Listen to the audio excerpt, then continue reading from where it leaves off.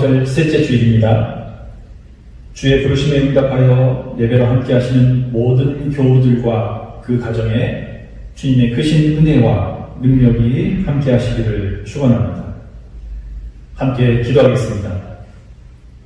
할렐루야. 새 노래로 여호와께 노래하며 성도의 모임 가운데서 찬양할지어다. 여호와께서는 자기 백성을 기뻐하시며 겸손한 자를 구원으로 아름답게 하시니로다. 우리를 위해 십자가의 고난과 죽음을 감당하신 주님, 이 시간 우리의 살아온 한 주를 되돌아봅니다. 주께서 말씀하시니 내가 듣겠나이다. 하루에도 수십 번 다짐을 해봐도 우리 삶은 주 앞에서 부끄러운 것들 뿐임을 고백합니다. 옛것을 보내고 새 생명을 창조하시는 하나님의 모습을 따라 우리도 의와 진리의 거룩함으로 새 사람이 되기로 다짐하는 시간이 되게 하옵소서. 예배를 드리는 저희의 마음과 정성을 받으시고 우리의 생각과 삶을 붙들어 주셔서 헛된 것들에 마음을 두지 않게 하옵소서. 영광 중에 부활하신 우리 주 예수 그리스도의 이름으로 기원합니다. 아멘.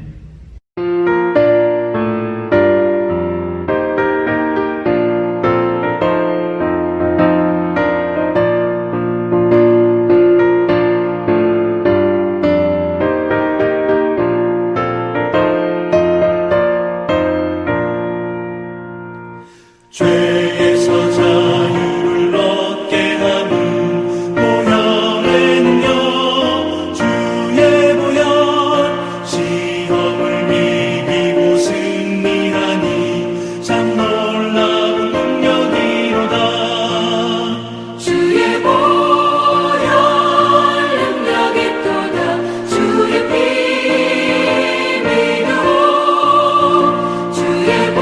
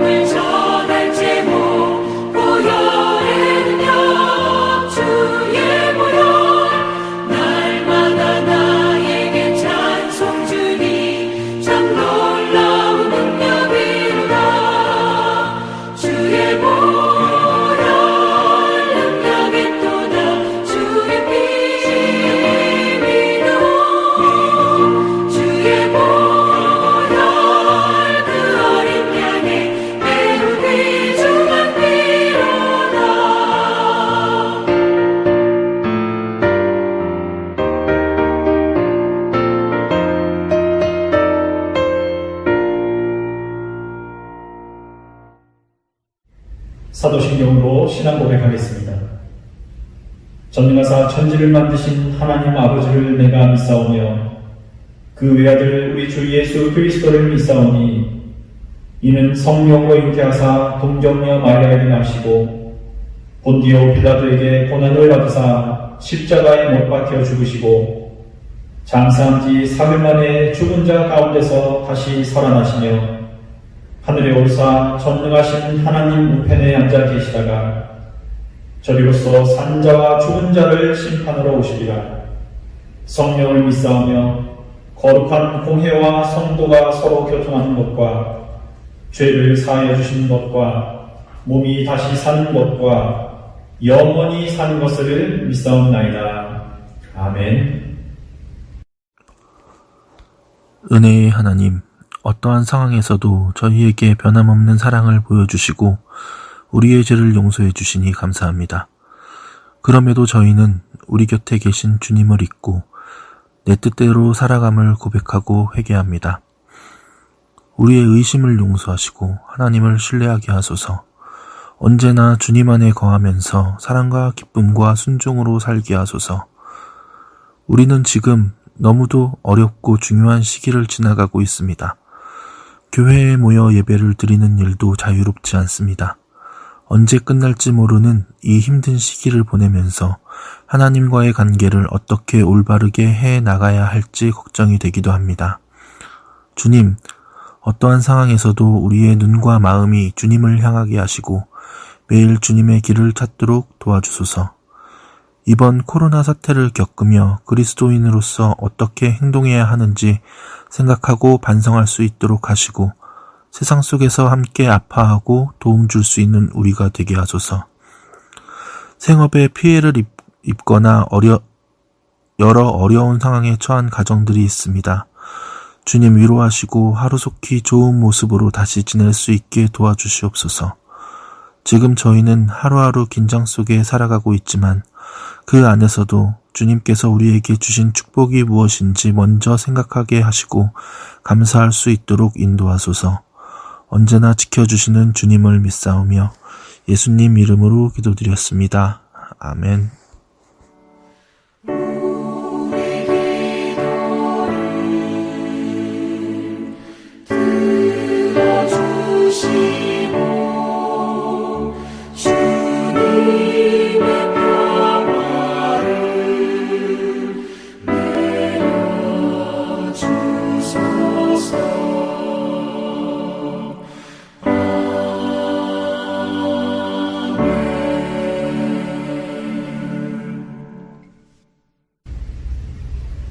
오늘 함께 하실 말씀은 신약성경 요한복음 20장 19절에서 31절입니다. 이날 곧 안식 후 첫날 저녁 때에 제자들이 유대인들을 두려워하여 모인 곳의 문들을 닫았더니 예수께서 오사 가운데 서서 이르시되 너희에게 평강이 있을지어다. 이 말씀을 하시고 손과 옆구리를 보이시니 제자들이 주를 보고 기뻐하더라. 예수께서 또 이르시되 너희에게 평강이 있을지어다. 아버지께서 나를 보내신 것 같이 나도 너희를 보내노라. 이 말씀을 하시고 그들을 향하사 숨을 내쉬며 이르시되 성령을 받으라. 너희가 누구의 죄든지 사하면 사하여질 것이요 누구의 죄든지 그대로 두면 그대로 있으리라 하시니라. 12 제자 중에 하나로서 디두모라 불리는 도마는 예수께서 오셨을 때 함께 있지 아니한지라. 다른 제자들이 그에게 이르되 우리가 주를 보았노라 하니 도마가 이르되 내가 그의 손에 못자국을 보며 내 손가락을 그 못자국에 넣으며 내 손을 그 옆구리에 넣어보지 않고는 믿지 아니하겠노라 하니라. 여드레를 지나서 제자들이 다시 집 안에 있을 때에 도마도 함께 있고 문들이 닫혔는데 예수께서 오사 가운데 서서 이르시되 너희에게 평강이 있을지어다 하시고 도마에게 이르시되 내 손가락을 이리 내밀어 내 손을 보고 내 손을 내밀어 내 옆구리에 넣어보라. 그리하여 믿음 없는 자가 되지 말고 믿는 자가 되라. 도마가 대답하여 이르되 나의 주님이시요 나의 하나님이시니이다. 예수께서 이르시되 너는 나를 본고로 믿느냐. 보지 못하고 믿는 자들은 복되도다 하시니라. 예수께서 제자들 앞에서 이 책에 기록되지 아니한 다른 표적도 많이 행하셨으나 오직 이것을 기록함은 너희로 예수께서 하나님의 아들 그리스도이심을 믿게 하려 하며 또 너희로 믿고 그 이름을 힘입어 영생을 얻게 하려 함이니라. 아멘. 안식 후 첫날 예수께서 부활하신 날 저녁입니다. 이 저녁에 제자들은 어디에 모여서 뭘 하고 있었던 걸까요? 19절에 보면 유대인들이 무서워서 문을 모두 걸어 잠그고 있었다는 걸로 봐서 제자들이 함께 모여서 뭔가를 하고 있었을 것 같지는 않습니다. 그냥 뿔뿔이 흩어져서 고향으로 되돌아가는 것보다는 그래도 함께 모여있는 것이 안전하겠다는 생각을 했겠지요. 서로 의지가 되다 보니까 그냥 함께 모여 있었을 뿐입니다. 부활하신 예수님에 대한 소문은 들었지만 제자들은 그 소문을 한 사람도 믿지 않았죠. 마가복음 16장 14절의 증언을 들어보겠습니다. 공동번역입니다. 그 뒤 11제자가 음식을 먹고 있을 때 예수께서 나타나셔서 마음이 완고하여 도무지 믿으려 하지 않는 그들을 꾸짖으셨다. 그들은 예수께서 살아나신 것을 분명히 본 사람들의 말도 믿지 않았던 것이다. 제자들이 모여있는 이 자리에 예수께서 나타나셔서 손과 발을 보여주시고 난 후에야 제자들은 믿게 됩니다. 그리고 다시 8일이 지난 후 다시 예수님께서 제자들을 만나는 모습이 오늘 본문에 그려져 있지요. 그런데 이번에는 도마의 모습이 조금 더 특별하게 그려져 있습니다. 오늘 사건의 주인공은 도마입니다. 도마는 누구인가? 도마가 예수님을 만나 제자가 된 과정은 성경에 나와 있지 않습니다. 신약 성경에는 12제자들의 이름이 나열된 곳이 4번이 나오는데 그 중에 도마는 중간에 적혀 있죠. 아마 제자들 중에서 가장 중요한 인물은 아니었지만 그렇다고 해서 전혀 중요하지도 않은 인물도 아니었다, 이렇게 추측해 볼 수가 있습니다. 도마라는 이름은 히브리어로는 트오모, 아람어로는 트로마입니다. 쌍둥이라는 뜻이고요. 요한복음에는 도마의 이름이 모두 3번 등장을 하는데 그 뒤에 반드시 디두모라는 헬라 이름도 함께 나오게 됩니다. 이걸로 봐서 아마도 헬라어를 사용하던 그리스도인들은 도마의 이름을 디두모 이렇게 알고 있었던 것 같습니다. 그의 성품은 어땠을까? 추측해 볼 수 있는 대목들이 몇 곳 있습니다. 요한복음 14장에 예수께서 자신이 장차 아버지의 집으로 가서 있을 곳을 마련하면 그 뒤에 다시 와서 너희들을 데려가겠다. 그 길을 너희가 알고 있다. 이런 가르침을 주시니까 그때 도마가 이렇게 말하는 장면이 있습니다. 저희가 주님이 어디로 가시는지도 모르는데 그 길을 어떻게 알겠습니까? 공개적으로 스승의 가르침에 대해서 잘 모르겠다는 자신의 어리석음을 고백한 겁니다. 그만큼 솔직한 인물이었던 거죠. 요한복음 11장에는 예수께서 병든 나사로를 방문하는 장면이 나오게 됩니다. 이때 다른 제자들이 스승을 말리죠. 아니 선생님, 그곳으로 다시 가신다고요? 방금 전까지 그곳 사람들이 돌을 들어서 선생님을 치려고 하지 않았습니까? 왜 굳이 거기를 다시 가시려 하십니까? 그러자 도마는 스승께서 가겠다고 하시니 우리도 함께 죽으러 가자 이러면서 같이 그곳으로 가자고 다른 제자들을 설득하는 장면이 나옵니다. 한번 마음을 정하면 그 일에 대해서 매우 열정적이고 충성을 다했던 인물이라는 걸 알 수가 있죠. 솔직하고 열성적이기도 했지만 매우 현실적이고 이성적인 사람이기도 했습니다.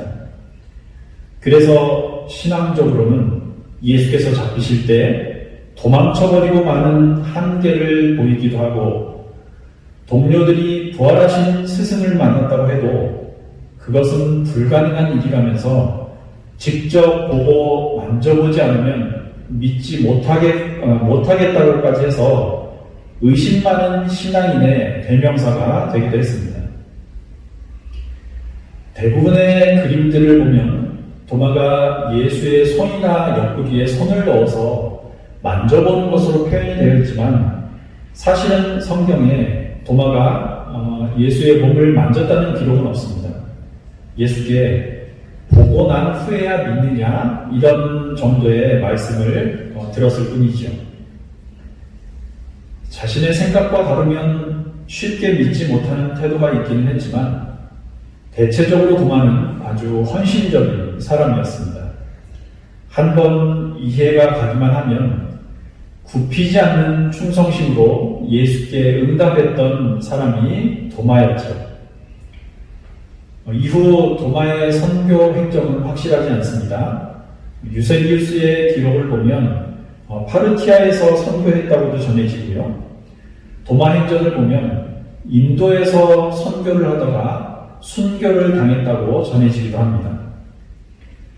어쨌든 성경에 나타난 도마의 모습은 매우 이성적이고 현실적이었다.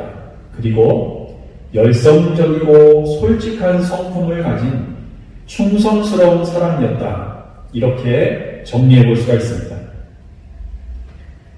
다른 복음서들과는 달리 요한이 부활하신 예수님과 도마의 만남을 특별히 강조해서 기록한 이유가 있습니다. 그것은 요한이 초대교회 성도들에게 뭔가 이 만남을 통해서 아주 중요한 교훈을 주기 위해서였던 거죠. 오늘 본문의 핵심 문장을 추려보면 이렇게 세 가지로 추격해 볼 수가 있습니다. 첫 번째는 나도 너희를 보낸다 라는 예수님의 말씀, 두 번째는 나의 주님, 나의 하나님이라는 도마의 고백, 그리고 마지막으로는 도마에게 하신 예수의 가르침입니다. 너는 나를 보고 나서야 믿느냐? 보지 않고도 믿는 사람이야말로 복되다. 특히 자신의 내면 깊은 곳에서 마지막 숨을 내뱉듯 드린 이 도마의 고백, 그리고 그 모습을 보고 하셨던 예수의 이 말씀이야말로 이제 그리스도의 새로운 언약을 받아서 초대교회의 일원이 되는 성도들에게 참된 신앙을 갖기 위해 필요한 것이 무엇인지를 보여주는 대화인 거죠. 요한은 이미 그런 신앙 고백을 하기 위한 조건을 22절과 23절에서 우리에게 들려주었습니다. 22절과 23절입니다. 이 말씀을 하시고 그들을 향하사 숨을 내쉬며 이르시되 성령을 받으라. 너희가 누구의 죄든지 사하면 사하여질 것이요 누구의 죄든지 그대로 두면 그대로 있으리라 하신다. 제자들에게 손과 발을 보이시며 평안의 인사를 건네신 예수께서 제자들에게 곧바로 숨을 내쉬었다라는 표현이 나옵니다. 여기서 숨을 내쉬었다는 것은 봐라, 내가 이렇게 숨을 쉴 수 있는 육신을 가지고 진짜로 부활했다라는 걸 증명하는 말이 아닙니다. 원래 성경에서 숨, 생기, 호흡이라는 것은 하나님의 창조와 관련이 있는 표현이거든요. 제자들을 향해서 숨을 내쉬었다는 것은 하나님께서 생명을 주시기 위해서 자신의 영을 불어넣으시며 창조하셨던 태초의 행위를 반복하는 것을 뜻합니다. 이제 너희는 성령을 받아 새로운 생명, 새로운 창조 사역에 동참하게 될 것이라는 걸 뜻하는 표현인 거죠. 창세기 2장 7절과 에스겔 37장 9절 말씀을 한번 확인해 보겠습니다. 공동 번역입니다. 먼저 창세기 2장 7절입니다. 야훼 하나님께서 진흙으로 사람을 빚어 만드시고 코에 입김을 불어넣으시니 사람이 되어 숨을 쉬었다. 에스겔 37장 9절 말씀입니다. 야훼께서 나에게 또 말씀하셨다. 숨을 향해 내 말을 전하여라. 너 사람아, 숨을 향해 내 말을 전하여라. 주 야훼가 말한다. 숨아, 사방에서 불어와서 이 죽은 자들을 스쳐 살아나게 하여라. 성령을 받아 새로운 창조 사역에 동참해라. 예수는 주님이시며 하나님이십니다. 라는 고백, 그리고 보지 못하고 만지지 못하고 믿는 사람은 복되다. 라는 메시지까지 요한은 오늘 도마와 예수의 만나는 이 장면의 이야기를 통해서 초대교회 성도들에게 필요했던 이 세 가지의 메시지를 전하고 있는 겁니다. 그런데 처음에 10명의 제자들이 모여있던 자리에 도마는 없었습니다. 도대체 도마는 어디에 있었을까요? 알 수 없습니다. 혼자 밖에서 슬퍼하고 있었는지, 고향집에 다녀왔는지, 함께 하자는 동료들 말을 듣고도 그냥 무시하며 지냈었는지 알 수 없습니다.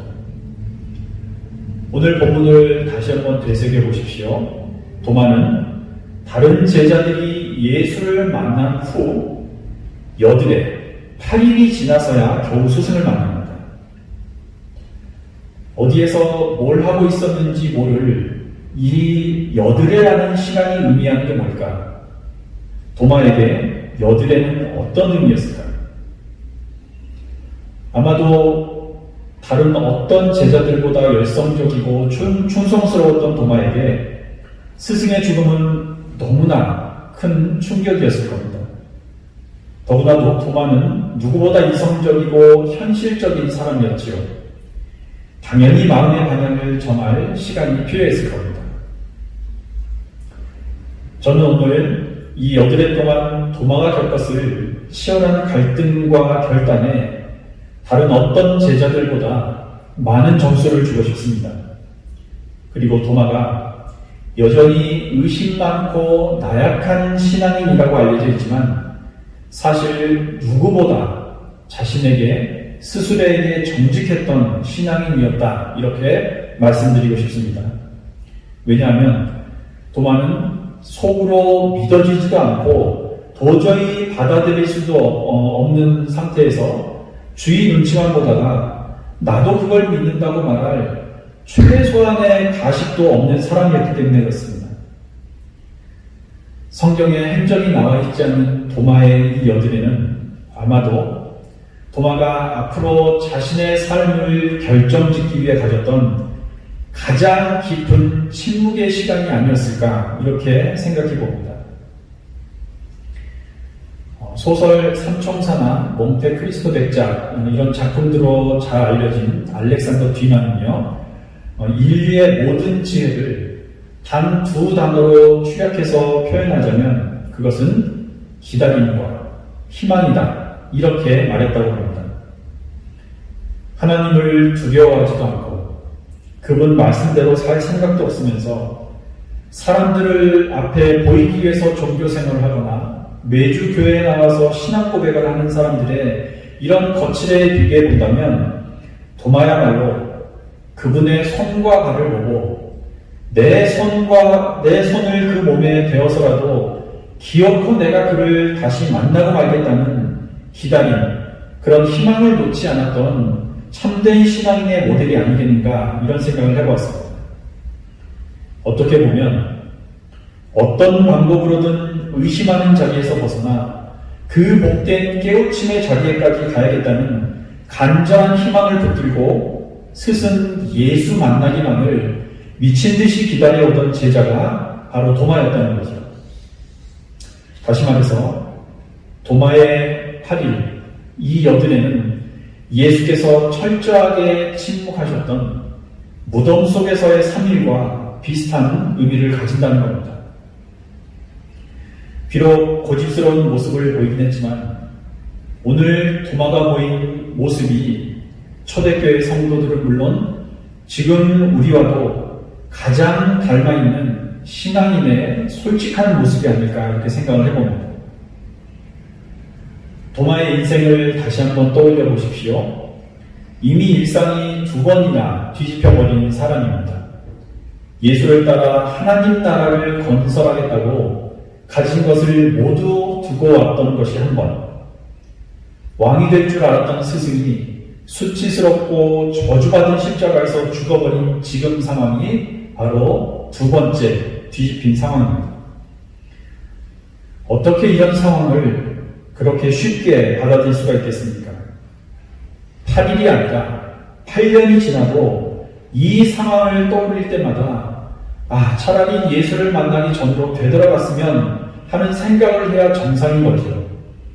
그런데도 도마는 여드레 만에 침묵을 깨고 다시 동료들에게 되돌아옵니다.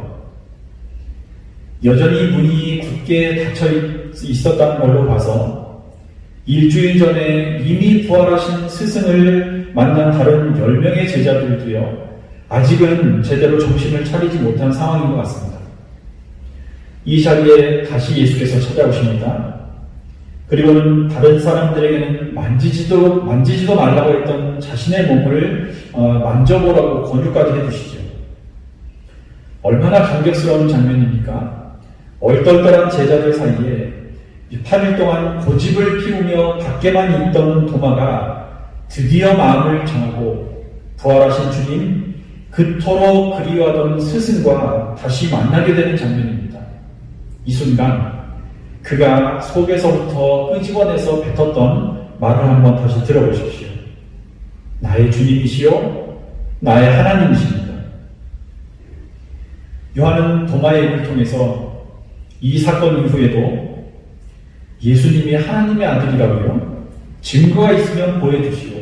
그걸 내 눈앞에서 보여준다면 그걸 믿겠소. 이렇게 요구하는 수많은 사람들을 위해서 이 일을 기록해 놓은 거죠. 그리고 그런 요구에 대한 대답을 예수의 말로 대신합니다. 나를 보지 않고도 믿는 자들이야말로 정말 복이 있는 자들이다. 인간의 본질에 대한 한 철학자의 이야기를 좀 들어보겠습니다. 하이데거는요, 인간에 대해서 이런 통찰을 했다고 합니다. 인간이란 평소에 익숙하던 것들로부터는 더 이상 어떤 지식이나 정보도 받아들이려 하지 않는 경향이 너무나 강한 존재라는 거죠. 습관적으로 살아가던 일상에서는 더 이상 새로움도, 지식이나 정보도 받아들이지 않다가 이런 일상에 어떤 새로운 상황이 개입해야만 그것을 특별한 상황으로 여기고 두뇌에 저장을 한다는 겁니다. 친숙하게 사용하던 사물이나 도구가 못쓰게 되었거나 익숙하던 일상에 뭔가 큰 변화가 있고 나서야 마침내 그것이 눈에 들어오고 거기에서 교훈과 의미를 찾는 존재가 인간이라는 거죠. 설교 준비를 하면서 자료를 찾다가 정신의학신문이라는 곳에 4월 16일자에 이런 글이 실린 것을 보았습니다. 코로나19로 부부가 함께 있는 시간이 늘어나면서 진료실에서 남편이 더 꼴보기 싫어졌다는 호소들이 늘어나고 있습니다. 코로나 때문에 집안에만 있는 시간이 많아지다 보니까 부부 사이에 잠재되어 있던 갈등이 결국 폭력이나 이혼으로까지 이어지고 있다는 겁니다. 실제로 봉쇄령을 내렸던 중국의 이혼율이 급증을 했고요. 프랑스에서도 전 국민 이동 제한령이 선포된 직후에 가정폭력이 전년에 대비해서 32%, 파리에서만 36%가 증가했다고 합니다. 미국에서는 코비드 디볼스, 그러니까 코로나 이혼이라는 신조어까지 등장했다는 소식입니다. 그래서 이 기사를 쓴 분은 배우자에게 수시로 고맙다는 말을 건네는 것이 이런 갈등을 줄이는 방법이라고 충고합니다. 그 중에 5가지를 옮겨봤습니다. 사랑해, 고마워, 나 때문에 힘들지, 내가 잘못했어, 그래도 당신이 최고야. 우리도 편안하고 익숙했던 일상에 코로나라는 전혀 새로운 상황이 개입하고 나니까 이제까지 특별하게 여기지 않던 일상에서 드디어 뭔가 다른 의미를 발견하려고 애쓰고 있지 않습니까? 그런데 이런 의미를 찾는 방향이요, 참으로 제각각입니다. 누군가는 코로나 때문에 힘들다면서 이혼을 생각하고, 누군가는 아이들이 일어날 때까지 같이 누워있다가 아이가 잠에서 깨고 나면 뒹굴뒹굴거리며 꼭 안아줄 수 있는 행복들을 코로나 덕분에 찾았다고 즐거워합니다. 누군가는 코로나 때문에 신앙의 위기가 왔다, 예배를 잃었다고 표현하고, 또 누군가는 평소에 우리가 아무 생각 없이 드리던 예배가 얼마나 소중한 것인지를 새삼 깨달았다고도 합니다. 이런 일들 때문에 신앙을 저버리는 사람이라면 그런 신자는 수천만 수십억 있어도 오늘 도마가 내뱉은 이런 고백은 할 수가 없는 거죠. 여드레 동안의 치열한 갈등과 깊은 침묵을 끝내고 돌아온 도마의 의심이며 예수를 만나자마자 나의 주, 나의 하나님이시여 라는 깊은 고백으로 바뀌었습니다. 그만큼 간절한 기다림과 희망이 있었기 때문에 큰 깨달음으로 변화가 된 거죠. 이제 도마와 제자들에게 남은 일은 잠겨있던 문을 열고 함께 밖으로 나가 이 생명이신 부활의 주님을 전하는 것뿐입니다.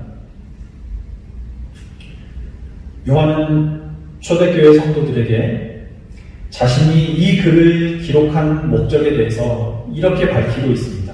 31절입니다. 오직 이것을 기록함은 너희로 예수께서 하나님의 아들 그리스도이심을 믿게 하려 하며 또 너희로 믿고 그 이름을 힘입어 생명을 얻게 하려 함이니라. 이제 인류는 코로나 사태 이전의 일상으로 돌아갈 수 없을 것이다. 가을이면 더 심각한 제2의 팬데믹이 발생할 것이다. 이런 많은 예측들이 쏟아져 나오고 있습니다. 코로나 이후에 우리 교회와 예배도 어떻게 변화될지 저도 잘 모르겠습니다.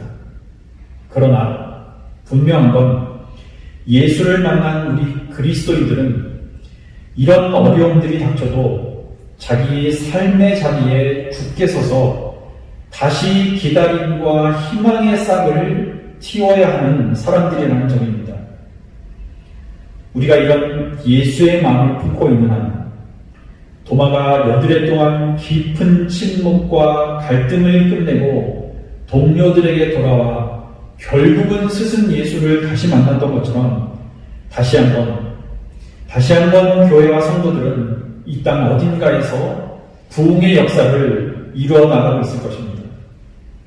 그리고 저는 우리 삼일교회가 단단히 그 자리에 서게 되리라 확신합니다.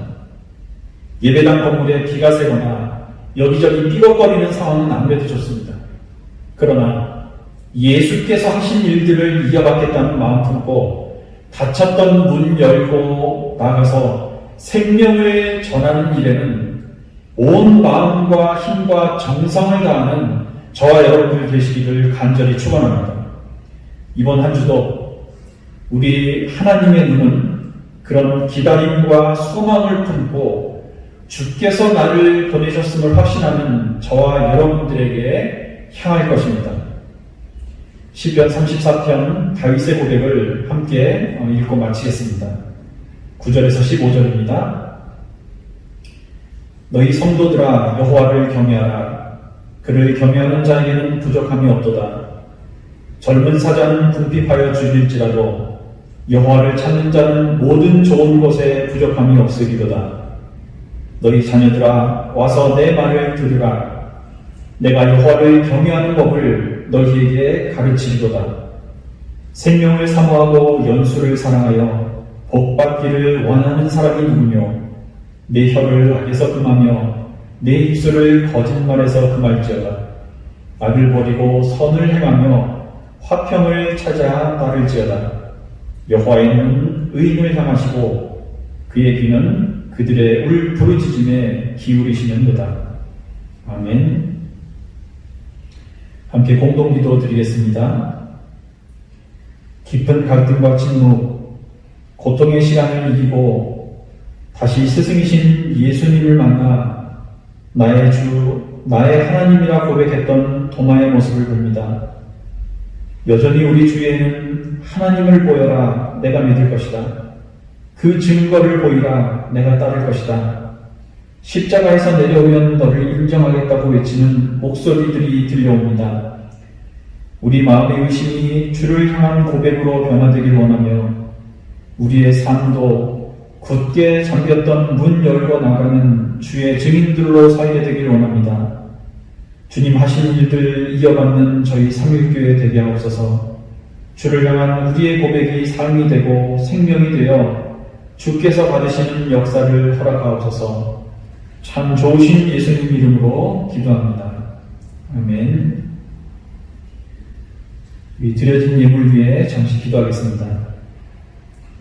보이지 않고 만질 수는 없어도 주께서 이 땅의 창조주이시며 지금도 우리를 사랑으로 감싸주시는 분임을 고백합니다. 이 땅에서 생명을 다해 하실 일들 모두 이루시며 아버지께서 나를 보내신 것 같이 이제는 나도 너희를 보낸다고 하신 주님의 말씀을 기억합니다. 주 앞에 드리는 이 정성들이 주의 평안을 이루고 정의가 세워지며 어려운 이웃들에게는 힘이 되는 귀한 일에 쓰이게 하옵소서. 우리 욕심으로 손에 쥐고만 있는 일이 없게 하시고 썩어질 것에 마음 두는 어리석음에서도 벗어나게 하셔서 오직 주의 일에 힘쓰는 자녀들이 되게 하옵소서.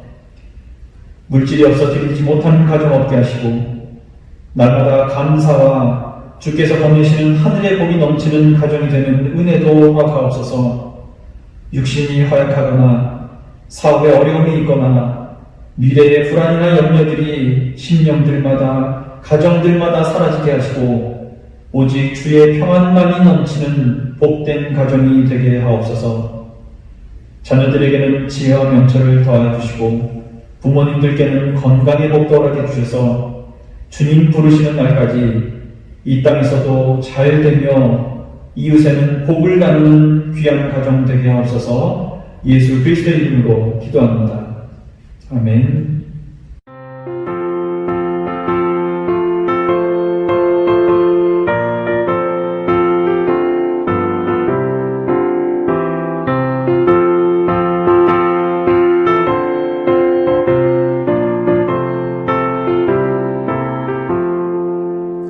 마음에 가득한 의심을 끼치고 지극히와 편한 마음으로 찬송을 부르는 어린 양 예수의 그 피로 속죄함 얻었네. 속죄함 속죄함 속죄함 속죄함 주 예수 내 죄를 속겠네. 할렐루야 소리를 합하여 함께 찬송하세. 그 피로 속죄함 얻었네. 금이 나음같이 없어질 보배로 속죄함 받은 것 아니요. 거룩한 하나님 어린 양 예수의 그 피로 속죄함 얻었네. 속죄함 속죄함 속죄함 속죄함 주 예수 내 죄를 속겠네. 할렐루야 소리를 합하여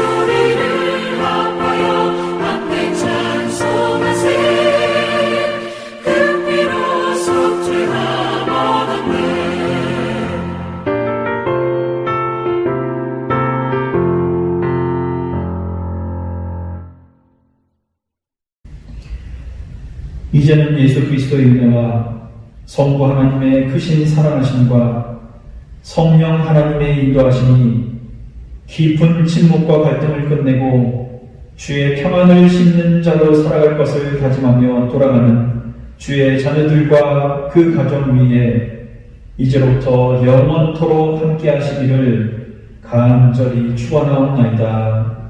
아멘. 소중한